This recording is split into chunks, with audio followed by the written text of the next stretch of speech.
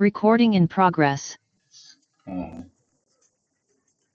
तो आज हम लोग का कौन सा क्लास होगा? क्लास 3। हम्म क्लास 3 होगा।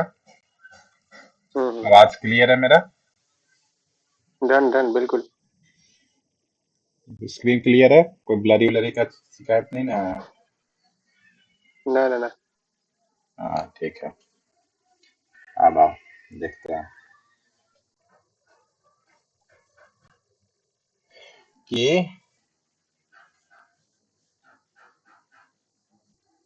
हम लोग देखो अभी तक जो क्लास किए हैं उसमें हम लोग ओवरऑल एक चीज समझे हैं कि भाई टैक्स कहाँ से शुरू होता है, कैसे आता है, कैसे पेमेंट होता है, थोड़ा मोड़ा आइडिया लिए हैं। अभी पूरा पता नहीं है, बस एक ओवरव्यू देखने में पता है कि भाई कैसे होता है, क्या होता है। ठीक है, तो उसी को थोड़ा हम लोग आज एलोबरेट करके पहले देखते हैं। सबसे पहले वही काम करते हैं, ठीक है, कि भाई कैसे कैसे क्या क्या होता है। ठीक है, जीएसटी में क्या क्या देखना ठीक होता है, कैसे कैसे काम होता है, किन किन चीजों पे ध्यान देना होता है। ठीक है, उसको देखते हैं सबसे पहले। तो सबसे पहले देखते हैं कि ये शुरुआत कहाँ से होता है। जैसे हम बताए थे, मैन्युफैक्चरर मैन्युफैक्चरिंग करता है और ये सब काम करता है, उसमें हम लोग नहीं जा करके हम लोग किसी एक पर्टिकुलर पर्सन को पकड़ते हैं। जैसे मान लो किसी रिटेलर को पकड़ते हैं जो कस्टमर से डीलिंग करता है, या मान लो होलसेलर को पकड़ते हैं जो डीलर से डीलिंग करता है। ठीक है, सॉरी, जो हम्म डीलर्स को पकड़ते हैं जो होलसेलर, या होलसेलर को पकड़ते हैं जो रिटेलर से डीलिंग करता है। तो एक होलसेलर से हम लोग काम शुरू करते हैं कि एक होलसेलर कैसे कैसे क्या क्या करता होगा पहले। तो होलसेलर सबसे पहले सामान परचेज करता होगा। सामान बिल्कुल। परचेज करेगा और सामने वाले को सेल करेगा, यही काम करेगा। लेकिन इससे भी पहले वो क्या काम करेगा, वो जा करके जीएसटी में अपना रजिस्ट्रेशन कराएगा। तो शुरुआत कहाँ से होगा? जीएसटी रजिस्ट्रेशन से होगा। ठीक है। बिल्कुल। जीएसटी रजिस्ट्रेशन कराने के बाद वो फिर क्या करेगा? गुड्स परचेज करेगा। है, ठीक है। गुड्स परचेज करेगा तो उसको क्या मिलेगा? Input tax, credit. हम्म याद होगा इसके बारे में क्या क्या बताए थे? इनपुट टैक्स क्रेडिट के बारे में याद है ना? हम्म ठीक है, उसके बाद गुड्स सेल करेगा। ठीक है, जब सेल करेगा तो क्या करेगा? जीएसटी कलेक्ट करेगा। बिल्कुल। कलेक्ट करेगा। हाँ करेगा करेगा फिर बिल्कुल। क्या करेगा? Payment of tax.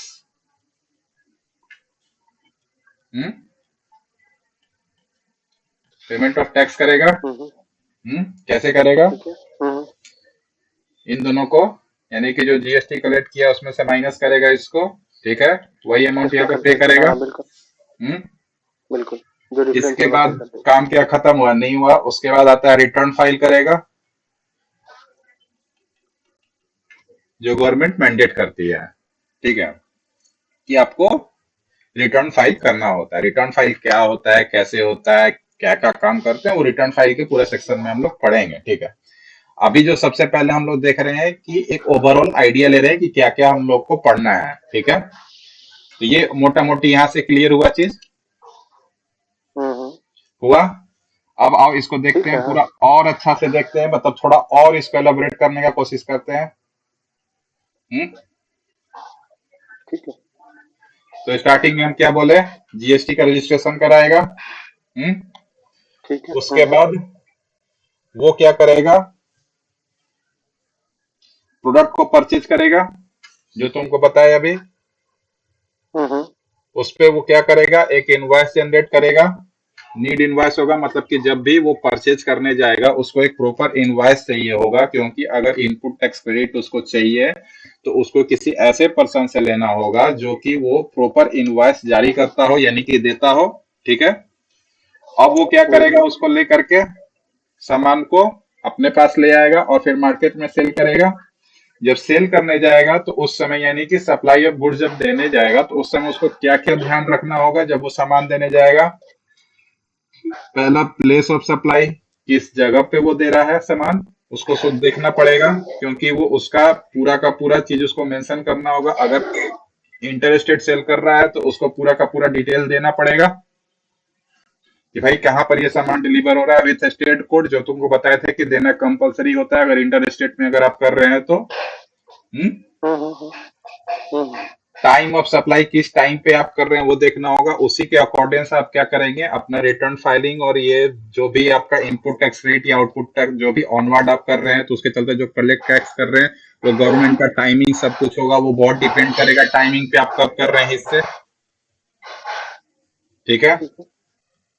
Value of supply मतलब कि कितने वैल्यू से आप कर रहे हैं, मतलब कि उसका जो वैल्यू मतलब समझ रहे हो ना, उसका प्राइस क्या आप रख रहे हैं वो भी बहुत मैटर करेगा क्योंकि उसी पे टैक्स कैलकुलेट होना है।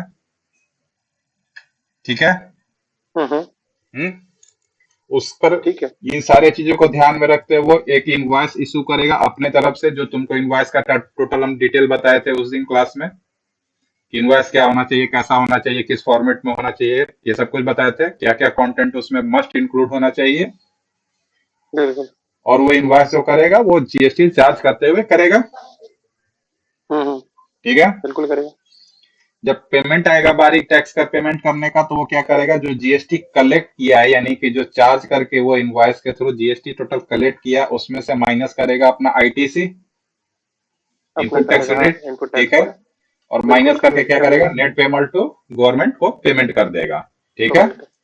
बिल्कुल। अब एक मोटा मोटी एक चीज तुमको बता देते हैं कि ये सब जब करेगा तो गवर्नमेंट जो कहती है कि ठीक है ये सब तो करोगे लेकिन कुछ डिटेल देने के बाद ही ना ये सब काम हो पाएगा। ऐसा थोड़ी है कि सीधा जाओगे जाके बोलोगे कि मेरा इस बार का टैक्स होता है 1 लाख हम पेमेंट कर दिए, ऐसा तो होगा नहीं। उसके लिए गवर्नमेंट को कुछ डिटेल चाहिए होगा जिसके आधार पर वो सोच सके कि हाँ भाई ये सारा काम हुआ, तो उसके लिए क्या प्रूफ। करना होगा रिटर्न फाइल। ठीक है। ठीक ठीक। उसको रिटर्न कर फाइल करना हम्म, पड़ेगा कि भाई इस फाइल में हम बता रहे हैं कि क्या क्या जो चीज है हम किए हैं। ठीक है।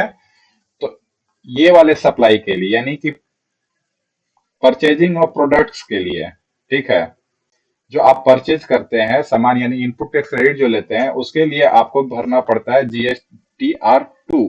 ठीक है। ओके। ये रिटर्न फाइल का नाम है। जो रिटर्न आप फाइल। आउटवर्ड करते हैं यानी कि जो आप पेमेंट करके कलेक्ट कर रहे हैं टैक्स यानी कि जो चार्ज कर रहे हैं टैक्स ये वाला पार्ट पे, हाँ। इसके लिए हम लोग फाइल करते हैं GSTR 1। ठीक है। ओके। और जो पेमेंट ऑफ टैक्स का कैलकुलेशन होता है यानी कि जो ये वाला पार्ट है इसके लिए हम लोग फाइल करते हैं GSTR 3। टू। ठीक है। छतरी। 3। टू वन किस के टू लिए किसके लिए बताया गया? 1 के लिए करते हैं जो कि टैक्स कलेक्ट किया गया, सिंपल सा बात है। 1 ठीक सबसे है। पहले क्योंकि हमको वही टैक्स पेमेंट करना है गवर्नमेंट को, इससे ऐसे समझो कि गवर्नमेंट सबसे ओके। पहले क्या करे कि हमको टैक्स का पेमेंट करो, तो टैक्स का पेमेंट का लाइबिलिटी सबसे पहले कहां से बनता है, जहां से आप कलेक्ट कर रहे हैं टैक्स। ठीक है। हम्म, तो इसीलिए सबसे पहले लाइबिलिटी बन गया भाई कि GSTR 1 भरो कि भाई तुमको कितना टैक्स पे करना है पहले ये बता दो हमको। ठीक है। तो आप GSTR 1 भर दिए, लेकिन होता है कि ठीक है। नहीं सर हम कुछ टैक्स जो है ऑलरेडी पे दूसरे को कर चुके हैं आपके एवज में। ठीक है। तो कौन सा टैक्स, वही इनपुट टैक्स क्रेडिट। ठीक है। तो ठीक है वो इनपुट बता टैक्स दो। क्रेडिट, हाँ, ठीक है। तो इनपुट टैक्स क्रेडिट बता दो, तो जब बताने जाते हैं तो उसके लिए GSTR 2। ओके। ठीक ठीक। ठीक है। और जब पेमेंट करने जाते हैं तो टोटल कैलकुलेशन करके माइनस करके एक आएगा अमाउंट। माइनस करके। तो वो अमाउंट जो है तो ऑलरेडी वो जीएसटी मतलब आते हैं। ऑटोमेटिकली वो फुलफिल हो जाता है, उसके लिए करना कुछ नहीं पड़ता है। ठीक है। जैसे ही GSTR 1 GSTR 2 भरोगे GSTR 3 ऑटोमेटिकली अपने आप भर जाता है। ठीक है। और वहां पर तुमको पेमेंट ऑफ टैक्स का अमाउंट दिखा देगा कि इतना रुपया आपका बनता है, उस पर आप चालान गिरा करके आप पेमेंट कर दीजिए। ठीक है। अच्छा। तो वो कर दोगे। कुछ अगर एडिट करना है तो वो एक दिखाएगा कि इसमें अगर आपको एडिट करना है तो आप देख लीजिए, और उसके थ्रू तुम अकॉर्डिंग्स विथ एडिट भी उसमें कर सकते हो। ठीक है। तो उसके लिए हम लोग क्या फाइल कर दिए GSTR 3। ठीक है। अच्छा। अब ये सारे जो चीज होता है इसको कब कब फाइल करना होता है, तो मंथ्स के बाद यानी कि हर मंथ करना होता है ये 3 रिटर्न फाइल। ठीक है। ठीक ठीक। यानी कि टैक्स का पेमेंट आपको क्या करना है हर मंथ करना है, समझ गए। तो हम्म, बात आता है इसके लिए कुछ टाइमिंग भी गवर्नमेंट बॉन्ड की होगी कि भाई आपको इस विद इन इतने डेज के अंदर ही आपको कर देना है। तो जिस मंथ में आपका यानी कि मान लो कि जनवरी मंथ चल रहा है, ठीक है, जनवरी 1 से आपने काम शुरू किया, 30 जनवरी को आपने सब कुछ बेच उच के खत्म किया। ठीक है। मतलब कि और भी आप खत्म 1 फरवरी से काम करेंगे, ठीक है, लेकिन 30 तारीख का जो डेटा है आप क्या किए उसको उठाए, उठा लास्ट मंथ करके वाला। गवर्नमेंट को हाँ, फर्स्ट मंथ का टोटल डिटेल दिए कि इस मंथ में जो है 1 से लेके 30 तारीख तक हम जो है टोटल टोटल इतना परचेज किए, इतना सेल किए, ठीक है। यानी कि टोटल टैक्स कलेक्ट इतना किए, टोटल टैक्स का पेमेंट हम जो है यानी कि आईटीसी जो है हम इतना लिए, यही बोलेंगे, ठीक है। वो डिटेल देंगे।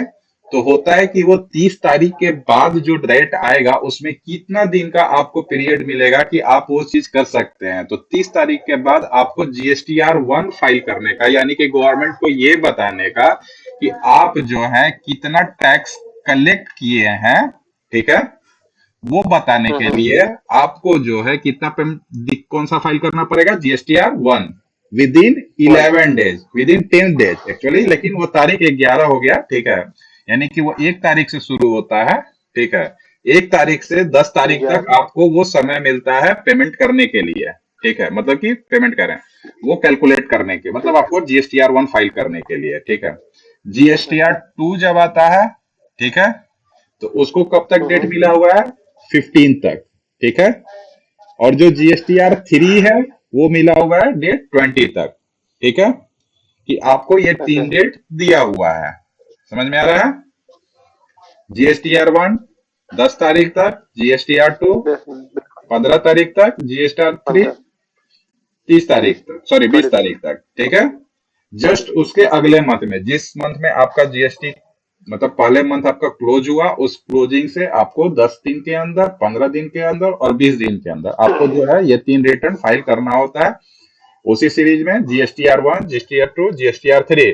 GSTR 1 कंप्लीटली होता है आपको किस चीज के लिए, कलेक्टेड टैक्स को बताने के लिए। GSTR 2 होता है इनपुट टैक्स क्रेडिट बताने के लिए। GSTR 3 होता है आपको टोटल टैक्स कैलकुलेट करके पेमेंट करने के लिए, ठीक है। तो 3 तरह का हो गया।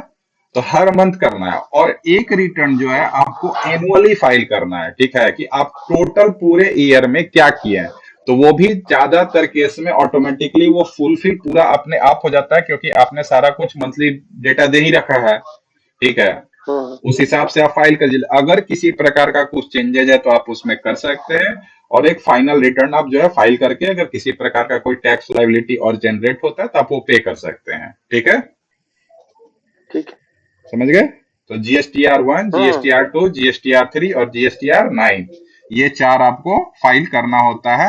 और हम लोग ये किसके लिए बात कर रहे हैं, जो नॉर्मल स्कीम में लोग हैं। नॉर्मल स्कीम यानी कि जिन्होंने कंपोजिशन नहीं ले रखा है, जो एग्जम्प्टेड गुड का काम नहीं करते हैं, यानी कि जो नॉर्मल लोग रजिस्ट्रेशन कराते हैं उनके लिए। कंपोजिट स्कीम वाले के लिए क्या है क्या नहीं है वो डिटेल में तब ज्यादा अच्छे से जानेंगे जब हम लोग रिटर्न फाइलिंग या कंपोजिट स्कीम के बारे में डिटेल में पढ़ेंगे, ठीक है। तो हम लोगों को जो चाहिए सबसे पहले अब वो चाहिए कि भाई हम लोग यहाँ पे सीरीज से पढ़ना शुरू करते हैं कि कैसे कैसे पढ़ना है। तो हम लोग देखते हैं कि क्या क्या हम लोग अभी थोड़ा थोड़ा जान चुके हैं। ये जान चुके हैं कि इनवॉइस कैसे बनाया जाता है, प्रॉपर तरीके से जान चुके हैं कि क्या होता है कैसे होता है। इनपुट टैक्स रेट के बारे में जान चुके हैं, लेकिन कैसे होता है क्या होता है इसके बारे में किसी प्रकार का लॉ रेगुलेशंस या किसी प्रकार का कोई प्रिस्क्राइब चीज हम लोग नहीं जाने हैं अभी, ठीक है। लेकिन इनपुट टैक्स रेट के बारे में जान चुके हैं। सप्लाई ऑफ सर्विसेज या गुड्स के बारे में हम लोगों ने थोड़ा मोड़ा सीखा है कि भाई प्लेस, टाइम और वैल्यू का सप्लाई का जो डिटेल होता है उसमें क्या क्या देखना होता है, कैसे कैसे देखना होता है। और इसमें हम लोग ज्यादा नहीं जाएंगे क्योंकि ये बहुत बड़ा लंबा टॉपिक है और इसमें बहुत आर्गुमेंट टॉपिक है ये, ठीक है।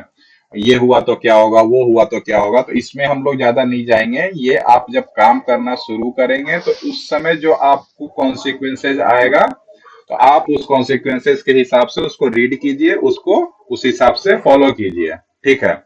अगर हर डिटेल में जाओगे तो ये क्लासेस कम से कम 6 मंथ का जाएगा। केवल ये पार्ट जो है वो लेकर के जाएगा पूरा मंथ, ये पार्ट पूरा मंथ, ये पार्ट पूरा मंथ, तो वैसे तो जाना नहीं है, ठीक है। तो इसीलिए ये कॉन्सिक्वेंसेस जब जब आएगा, ठीक है, वो कॉन्सिक्वेंसेस को देख करके जिस पार्ट का होगा कि भाई प्लेस को लेकर के झंझट हो रहा है उस पार्ट में जाओ, जा करके पूरा का पूरा पढ़ो। वो तुमको ऑनलाइन भी डिटेल सारा मिल जाएगा, ऑफलाइन भी मिल जाएगा, ठीक है। कोई एक बुक ले लेते हो तो उसमें तुमको ऑफलाइन भी सारा का सारा डिटेल मिल जाएगा। इसके बारे में भी वही कहानी है, इसके बारे में भी वही कहानी है, ठीक है। बस थोड़ा मोड़ा आइडिया हम दे देंगे इसके बारे में, ठीक है, कि क्या होता है, ताकि ये समझ में आ सके कि भाई कैसे करना है, क्या करना है। जैसे मान लो कि एक आइडिया देते हैं, मान लो प्लेस ऑफ सप्लाई क्यों बता रहे हैं कि ऐसा नहीं है, इस पे क्यों ज्यादा बहुत ज्यादा आर्गुमेंट हो सकता है, क्योंकि हर कंडीशन में जो है तुमको एक नया सिचुएशन खड़ा हो सकता है। लाइक मान लो कि प्लेस को ही लेकर के कोई बोलता है कि अगर पार्टली जो है गुड्स यहाँ पर सप्लाई दिया गया, पार्टली गुड्स जो है,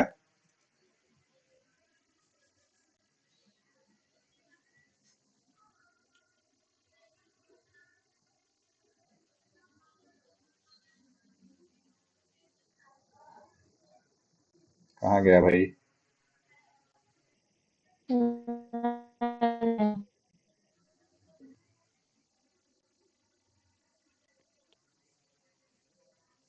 तो गायब ही हो गया। ঠিক হয়েছে।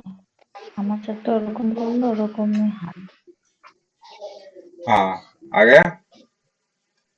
अरे पता नहीं वाईफाई वाले ना नेटवर्क भाग गया था। हाँ ठीक है। तो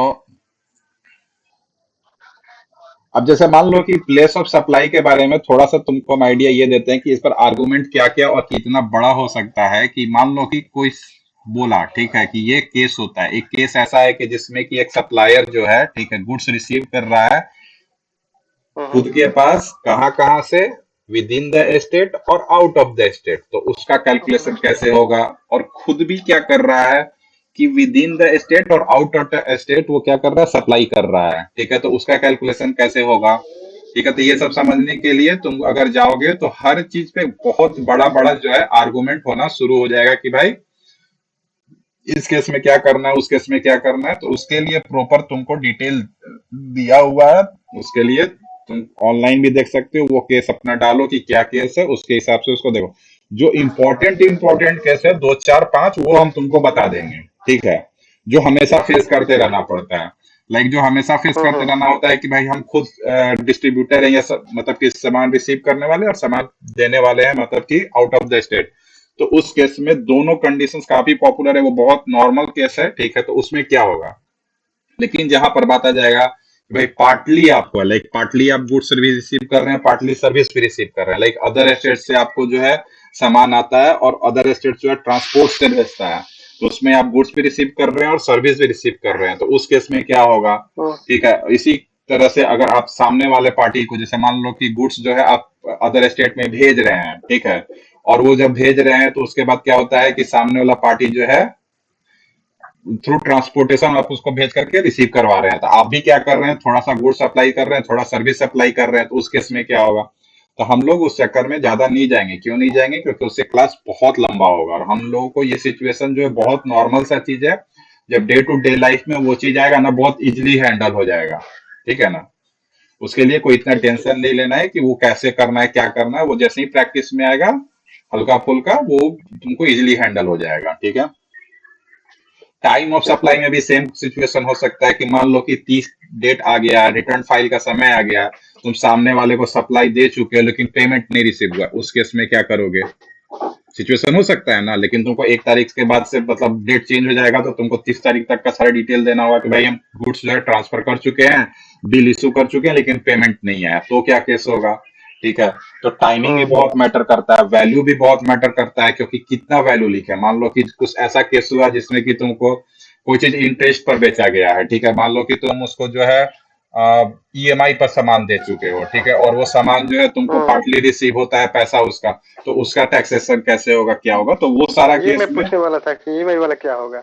हाँ, ये तो मैं उस पूछने केस वाला था में कि भी ईएमआई के जाओगे। सीन में क्या होगा। हाँ, तो उस केस में जाओगे तो वो सब बहुत लंबा होगा। लेकिन हाँ, अगर कुछ कुछ जो ये सब चीज सिचुएशन होता है तो उसमें क्या क्या होगा, वो थोड़ा मोड़ा तुमको आइडिया हो भी जाएगा जब सब कुछ बताएंगे। तो क्योंकि जब खास करके जो वैल्यू वाला पार्ट होता है ना, वो थोड़ा बैंकिंग जो सर्विस होता है उसके बारे में पढ़ाएंगे।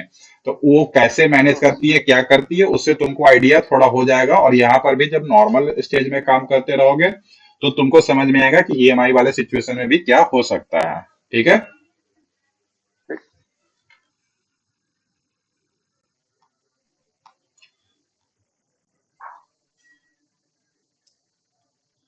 फॉर्म के बारे में बता दिए, क्या क्या फॉर्म आज मतलब तुमको फॉर्म जो है तो है वो कैसे कैसे क्या क्या करना है। हम्म हम्म GSTR 1 किस पर्पस के लिए? इनपुट टैक्स दिखाने के लिए।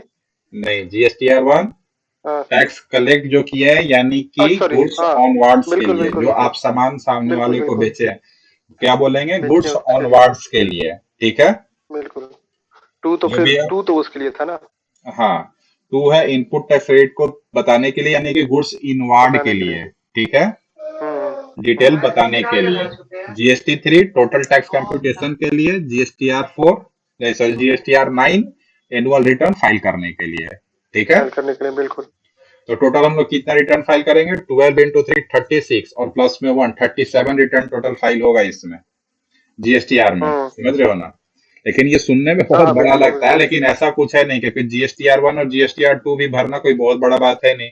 GSTR2 जब भरने जाओगे ना, जब ITC वाला यानी इनपुट टैक्स रेट वाला बात, ठीक है, तो जितना भी तुम इनपुट टैक्स रेट लिए हुए होगे ना, लोग ऑलरेडी फुलफिल करके रखे होते हैं, यानी कि जब सामने वाले जो पार्टी से जिससे तुम लिए हो, उन्होंने भी अपना पेमेंट किया होगा, यानी कि 11 तारीख को उन्होंने दिखाया होगा भाई कि मैंने इन इन लोगों को ये सामान बेचा है, वो तो दिखाए होंगे। तो वो उनके यहाँ हम्म, रिफ्लेक्ट कर रहा होगा, तुम्हारा GST नंबर कर रहा होगा ना, जब तुम उनसे सामान लोगे बिल्कुल। और अपना GST नंबर दोगे, जब वो रिटर्न फाइल करने जाएंगे, तो उनके बुक्स ऑफ यानी कि उनके रिटर्न फाइलिंग में तुम्हारा GST नंबर शो करेगा, और जो हम्म, GST नंबर शो करेगा उस नंबर पर तुमको यहाँ लगेगा कि भाई मेरे अगेंस्ट कौन कौन लोगों ने इनवर्ड दिया हुआ है, यानी कि इनपुट टैक्स रेट हम्म, तुमको कहाँ कहाँ से मिला हुआ है, तो वो भी ऑटोमेटिक आकर के तुमको दिखने लगता है। इसमें तुमको एडिशन करना पड़ता है, अगर कोई नहीं दिखा रहा है तो विथ प्रॉपर बिल, कि भाई ये जो है ये हम्म, इनपुट टैक्स जो है हमको नहीं दिख रहा है, इसके लिए हम ये चीज डॉक्यूमेंट सबमिट करते हुए हम बता रहे हैं कि ये है, ठीक है। उसके बाद जो है ठीक। तुम अपना ये करोगे, तो मतलब कि मेनली तुमको क्या देखना है, जो आप सामने वाले पार्टी को जब आप सेल कर रहे हैं, तो आप सेल करने वाला जो होगा वो आपके लिए एक बर्डन होगा, देखा जाए तो, कि आपको वो रिटर्न फाइल करते समय इनपुट करना होगा, ठीक है। हम्म ठीक तो ठीक बस ठीक। वही है, जब ऑनवर्ड्स का समय आएगा तभी होगा। इनवर्ड्स के समय में आपको ज्यादा टेंशन लेने नहीं, वो ऑटोमेटिक फुलफिल होकर के दिखता रहेगा। और जैसा बताया, GSTR3 GSTR1 GSTR2 को देखते हुए ऑटोमेटिकली वो फुलफिल करके टैक्स कैलकुलेट करके बता देगा कर देता इतना है। वो एक ओवरव्यू दे देगा कि आपका ऐसे ऐसे किया गया है, आपको अगर किसी प्रकार का कुछ चेंज करना है तो आप देख लीजिए, चेंज कर लीजिए, ठीक है। और GSTR ठीक। 9 भी जो होता है सेम चीज हो जाता है, आप पूरे ईयर तक भरे होते हैं तो वो पूरी ऑटोमेटिकली वो दिखाता है कि आपका पर मंथ का सेल इतना है, आपका टोटल टैक्स कैलकुलेट इतना हुआ, आपने पेमेंट इतना किया। अगर किसी प्रकार का चेंज है तो करो, टैक्स अगर ड्यू होता है तो और पेमेंट करो, नहीं होता है तो आगे बढ़ो, ठीक है। नेक्स्ट ईयर में अपना एंट्री कर जाओ, हो गया, समझ गए। GSTR9 जो है यानी कि एनुअल रिटर्न फाइल करने का, उसका टाइम पीरियड क्या है, तो ईयर एंड यानी कि 31 मार्च के बाद वो समय देता है पूरा का पूरा दिसंबर तक का, ठीक है। मतलब 31 दिसंबर तक का टाइम देता है आपको एनुअल रिटर्न फाइल करने का। सोचो कितना लंबा पीरियड देता है, ठीक है। तो इसीलिए ज्यादा टेंशन भी नहीं लेना होता है कि जल्दी जल्दी रिटर्न फाइल करो। हाँ, जो मंथली रिटर्न होता है वो आपको बहुत अच्छे से फाइल करना होगा और जल्दी फाइल करना होगा, ठीक है, क्योंकि वो उसमें आपको 10 डेज 15 डेज और 20 डेज का ही टाइम मिलता है, 20 डेज ठीक है। उसमें थोड़ा आपका ये हो सकता है, लेकिन इसमें तो काफी लंबा समय एनुअल रिटर्न में तो उतना टेंशन होता भी नहीं है, समझ गया। ठीक। अब एक चीज है जिसके बारे में हम लोग बात करेंगे,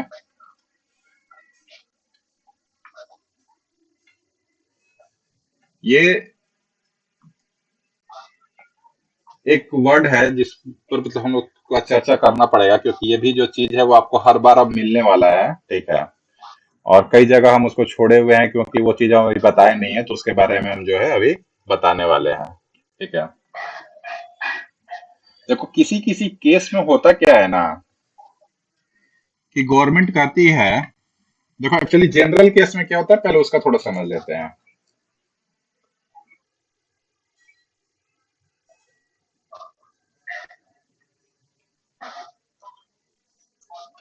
कि सप्लायर क्या करता है, सप्लाई करता है गुड्स, हम्म, किसको, मान लो कि तुम्ही को यूं लिख देते हैं, हम्म।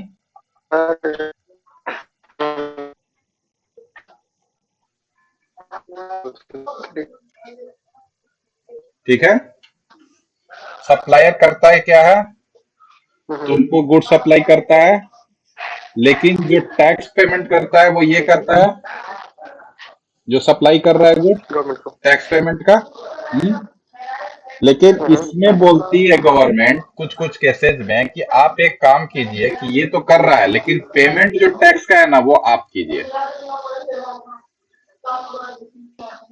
अच्छा। अरे बहुत ज्यादा नॉइस हो रहा है, बहुत ज्यादा।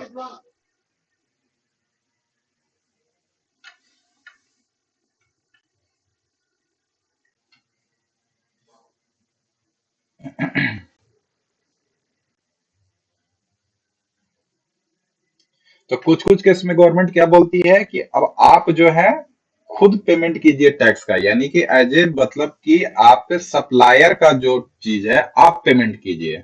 ठीक है।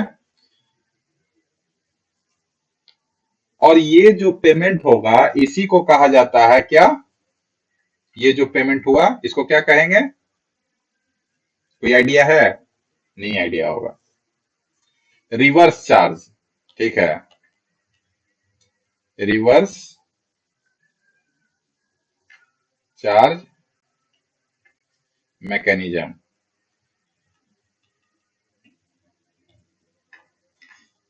तो गवर्नमेंट कहती है कि आप एक काम कीजिए, आप जो है क्या कीजिए कि जब आप सामान लेने जाते हैं तो उसी समय क्या कीजिए कि आप उससे ले लीजिए सामान जैसे लेना है और लेकर के आ जाइए, और उस पे जो टैक्स पेमेंट करना है वो टैक्स क्या कीजिए आप गवर्नमेंट को पे कर दीजिए। ठीक है। इसको क्या कहेंगे, रिवर्स चार्ज मैकेनिज्म। समझ में आ रहा है? थोड़ा थोड़ा तो आ रहा होगा क्या हो रहा है। अब देखो, अब ऐसा गवर्नमेंट करती क्यों है, क्योंकि कई बार ऐसा होता है कि गवर्नमेंट को पता चलता है कि काफी सारा ऐसा चीज है या ऐसा सामान है जिसका कि बर्डन हम उन लोगों पर नहीं दे सकते हैं जो कि उस तरह से सप्लाई कर रहे हैं। ठीक है। तो वो जो भी लोग सप्लाई उस चीज का ले रहे हैं वो उनको कहती है कि ये बर्डन आपको लेना पड़ेगा और आपको उसमें जो है ये काम करना पड़ेगा और आपको वो टैक्स पेमेंट करना पड़ेगा। ठीक है। तो जब आप उसका टैक्स पेमेंट करते हैं तो ऑब्वियस सा बात है कि उसका पेमेंट आप ऑलरेडी किए हैं, वो भी एक तरह से अब इनपुट टैक्स क्रेडिट बन गया, बन गया।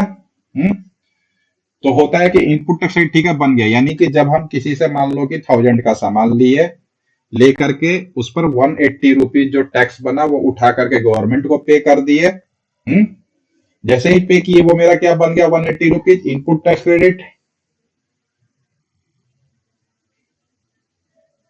अभी हम लोग क्या कर रहे थे, सप्लायर से सामान ले रहे थे 1000 का, 180 रुपीज हम उसको उसी को पे कर दे रहे थे और वो उसका लाइबिलिटी बन रहा था कि आप जाके गवर्नमेंट को पे करो।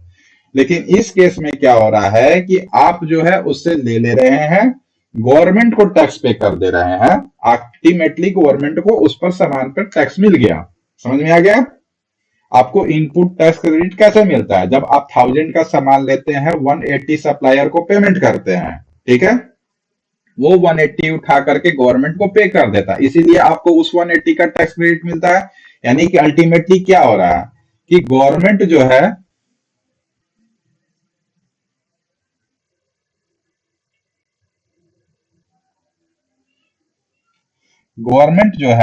ठीक है उस, क्या बता रहे थे,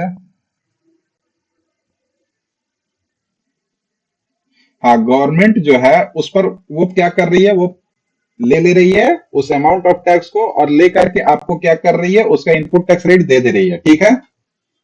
एकदम पक्का क्लियर है और कोई दिक्कत नहीं है इसमें। लेकिन इसमें एक चीज समझने का है कि चलो एक काम करते हैं, हम किसी भी सामान पे कर देते हैं, लेकिन नहीं, ऐसा नहीं है। गवर्नमेंट जो है वो लिस्ट ऑफ गुड्स का सामान दी हुई है कि आप किस किस सामान पर जो है इस तरह का चीज ले सकते हैं, मतलब कि इस तरह का आपको बेनिफिट लेना होगा, यानी कि आपको इस तरह का बर्डन लेना होगा और फिर उस पर बेनिफिट लेना होगा। ऐसा नहीं है कि आप किसी भी पार्टी से बोलेंगे कि भाई हम सामान, कोई भी सामान उठा करके वो जो लिस्ट ऑफ गुड्स दिया हुआ है कल उसी में आप ये चीज डीलिंग कर सकते हैं, यानी कि आप जो है आरसीएम का बेनिफिट वहीं से ले सकते हैं। समझ में आया? एक टॉपिक ये हुआ। दूसरा चीज है कि चलो इनपुट टैक्स क्रेडिट तो इससे जो मिल रहा है, हम लोग क्या करते हैं कि इसका इनपुट टैक्स क्रेडिट जो है हम और तरीके से सेट ऑफ करने का कोशिश करते हैं। जैसे मान लो कि 1000 रुपया आईटीसी था मेरा और आरसीएम के थ्रू मेरा 20 था, यानी मतलब 200 था, तो 1200 टोटल मेरे पास इनपुट क्रेडिट पड़ा हुआ है। अभी क्या किए कि जब हम पेमेंट करने का टैक्स का, ठीक है, तो हमको टोटल पेमेंट करना था 2000 रुपीज नॉर्मल टैक्स, और या नहीं 800 रुपीज नॉर्मल टैक्स जमा करना है, ठीक है, 800 रुपीज नॉर्मल टैक्स जमा करना है और 400 जो है वो आरसीएम का पेमेंट करना है, ठीक है। जो पता चला तो हम लोग क्या बोले कि 800 जो है 1000 रुपीज से तो सेट ऑफ हो जाएगा, क्योंकि भाई 1000 रुपीज हम ऑलरेडी गवर्नमेंट को आईटीसी पे कर चुके, आईटी से सेट ऑफ हो जाएगा। अब हमारे पास टोटल कितना बचा, 200 और 200, ठीक है, यानी कि 400 हमारे हाथ में बचा हुआ है। कौन कौन से चीज का, 200 आईटीसी का और 200 आरसीएम का, ठीक है, बचा हुआ है इनपुट टैक्स क्रेडिट। चलो लिख के समझाते हैं, ऐसे नहीं समझ में आ रहा, दिक्कत हो रहा है ना। देखो मेरे हैंड में 31 दिसंबर को जो है वो था आईटीसी मेरे पास पड़ा हुआ है 1000, ठीक है, और आरसीएम का जो टैक्स क्रेडिट है, ठीक है, वो हमको पड़ा हुआ है 200, तो टोटल मेरे पास कितना पड़ा हुआ है 1200, ठीक है। अब इसमें सिनेरियो 1 लेते हैं।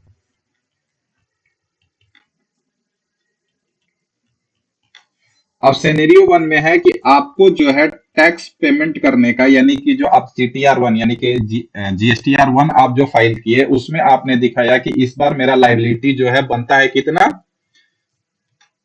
4000 रुपीज, ठीक है, 4000 रुपीज बनता है। तो हम बोलेंगे कि भाई हम टोटल पेमेंट नहीं करेंगे क्योंकि मेरे पास आईटीसी इतना और 200 आरसीएम मेरे पास पड़ा हुआ है, हम माइनस कर देंगे 1200 और 3800 जो है टैक्स पेमेंट कर देंगे, ठीक है, दिक्कत नहीं है। ठीक है, सेकंड सिनेरियो लेते हैं। अब इसमें भी अगर मान लो कि आरसीएम अगर पड़ा भी हुआ है, मान लो कि आरसीएम जो पड़ा हुआ है 200 का, ठीक है, तो ये भी आप टैक्स पेमेंट कर देंगे।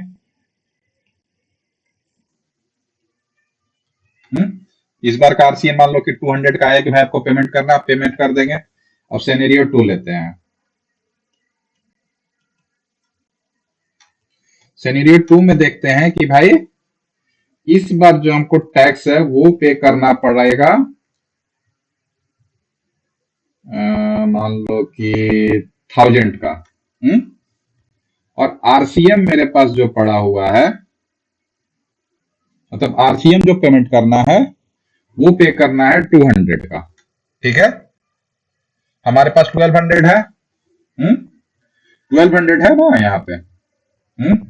तो चलो टैक्स जब पेमेंट करने गए तो बोल दिए कि भाई 1000 रुपीज हम यहाँ पर पेमेंट कर दिए हैं पहले से ही, तो मेरा इस बार टैक्स पेमेंट करने का ये वाला पार्ट तो नील है, ये वाला पार्ट तो मेरा नील है क्योंकि भाई इनपुट टैक्स रेट हम लोग लिए हुए हैं। सेकंड करते हैं आरसीएम का।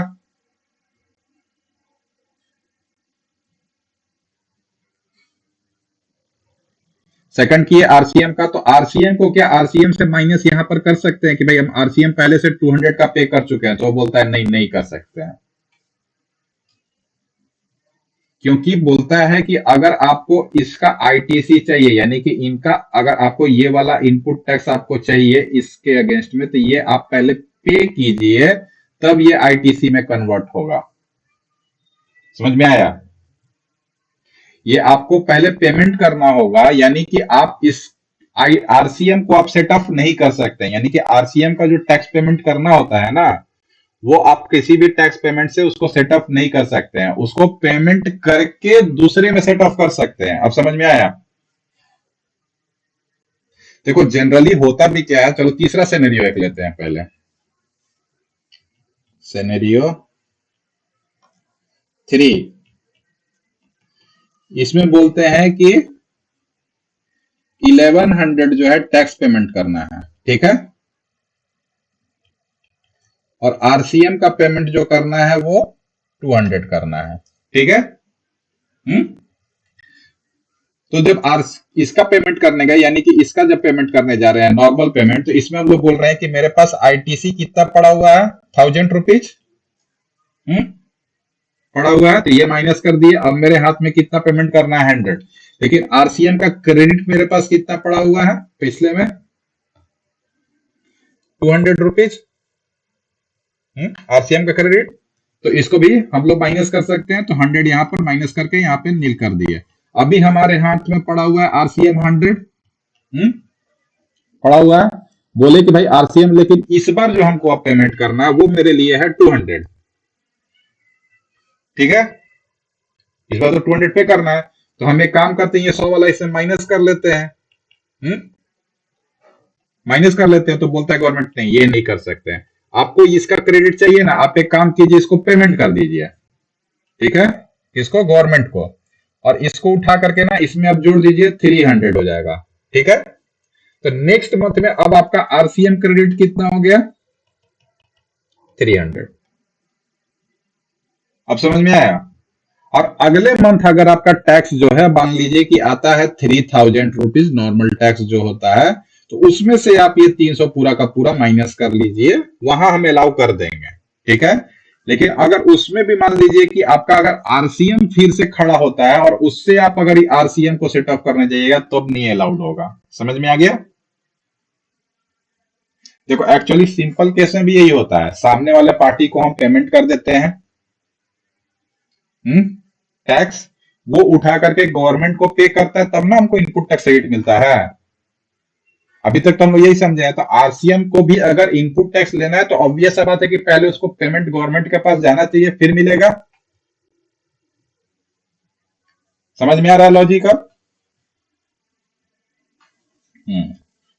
तो यही होता है आरसीएम। आरसीएम का मतलब अब समझ में आया।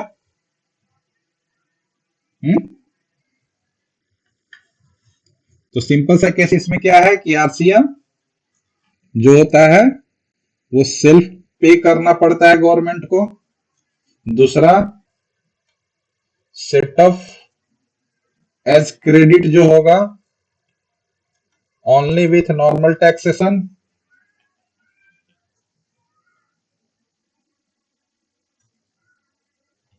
नॉर्मल टैक्स पेमेंट के समय में होगा। तीसरा it can not set up by itself.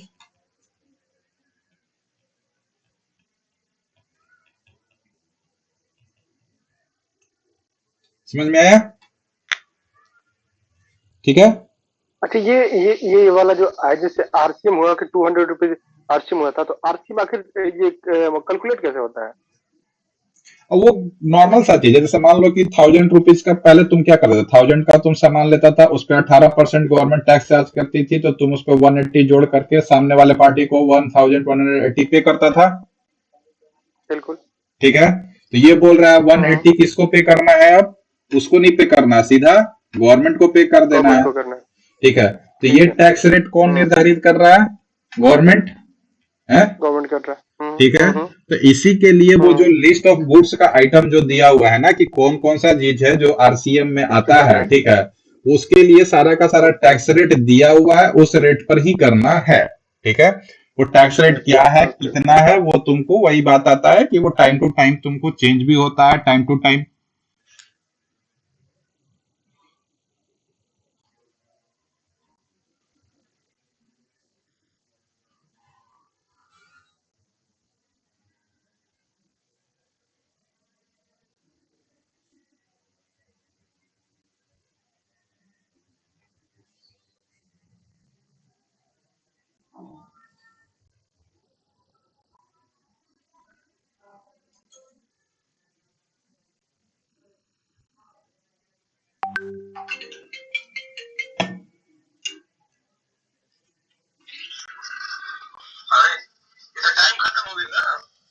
हाँ, वो काल से रिकॉर्ड के वो रिकॉर्डिंग वाला चक्कर एकरा से हटावे के पड़ी, अब ऐसी करल हम।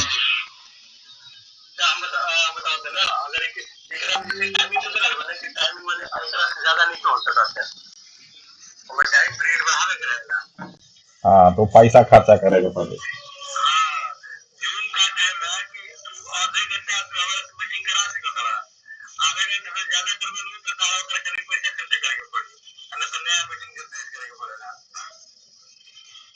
काल से हम कुछ और सोचले बानी आज करत रही भइल ना ठीक बा वो ओबीएस के टोटल सेटअप कइले बानी